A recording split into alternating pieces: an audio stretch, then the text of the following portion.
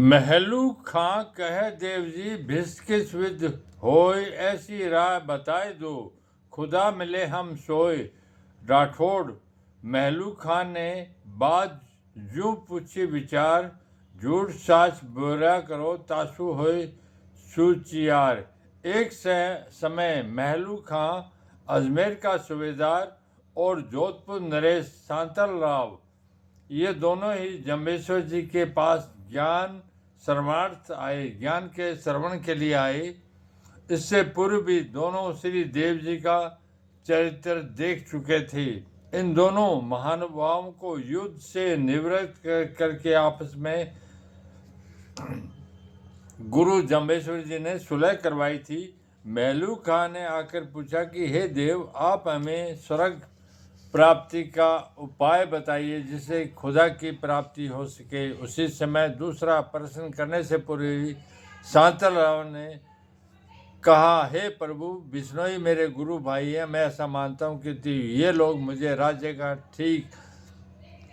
भाग ठीक से नहीं देते। न तो मैं इनको दंड ही दे सकता, न ही कुछ कह सकता। जब आप ही बताइए, बिना कर लिए मेरा कार्य कैसे चलेगा। तब जम्बेश्वर जी ने कहा कि आज से तू बिश्नोइयों से 5वां भाग कर लिया कर, जिससे वे लोग प्रसन्नतापूर्वक दे देंगे। उसी दिन से अन्य लोगों से तो 4था भाग लिया करता था, किंतु बिश्नोइयों से 5वां हिस्सा लेना प्रारंभ कर दिया। यह परंपरा ही बिश्नोई के लिए अंत तक चलती रही। तत्पश्चात दोनों ने एक सवाल ही पूछा, हे प्रभु, आप हमें बताइए कि सत्य क्या है, झूठ क्या है। इसका सही निर्णय कीजिए। हम लोग राजा हैं, हमें सत्य असत्य का पूरा पता नहीं चल पाता, जिस कारण से हम लोग कभी अन्याय कर बैठते हैं। तब जम्बेश्वर जी ने शब्द सुनाया, ओम हक हलालू,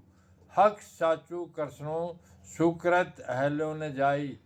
राजा के लिए तो विशेष रूप से हक की कमाई पर ही संतोष कर लेना, सत्य के नज़दीक पहुंचना है, तथा प्रजा से जो कर रूप से धन लेता है उससे राजा को कोई हक नहीं होता। वह तो प्रजा की खून पसीने की कमाई है, उसे तो प्रजा के हितार्थ में ही लगाना चाहिए।